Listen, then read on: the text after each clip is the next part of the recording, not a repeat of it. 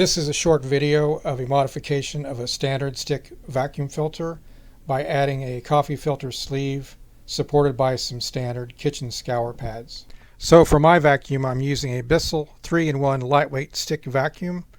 This modification should work for other models as well as other types of stick vacuums if the filter is approximately the same shape. This diagram shows the coffee filter sleeve being placed over the vacuum filter with scour pad. Then I press the coffee filter against the rim adhered by the double back tape, and then I am done. Obviously over time some of the dust is going to embed into the coffee filter fibers and reduce the efficiency a little bit, but it's worked very well for me for an entire year without having to replace it and still get pretty good suction during that time.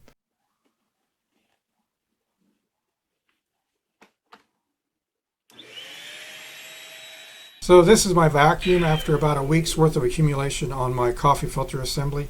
It still has pretty good suction. As you can see, the dust and debris tends to slide down the coffee filter, leaving a fairly fresh surface to continue vacuuming.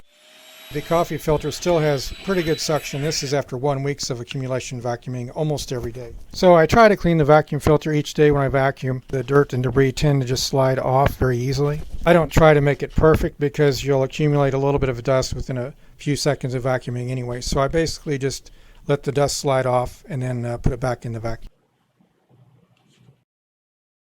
As I mentioned, I use 2 scour pads, a number 4 coffee filter. I use 4 strips of the thin double back tape placed along the rim of the vacuum filter. I tried different materials, but what I found worked best were the kitchen scour pads. They cut easily and they allow a lot of air to transmit through it. So here's how I cut the scour pads. They're the approximate shape of the coffee filter, but since they are placed on the inside, they have to be trimmed a bit. After I've cut the scour pads to the approximate shape, I then feather the edges a little bit so they'll fit better inside of the coffee filter and not leave any harsh edges that might tear the paper. This is what it looks like with the 2 scour pads that have been cut to shape inserted into the coffee filter. So now I complete the assembly and I insert the stick vacuum filter into my construction of the coffee filter and the scour pads.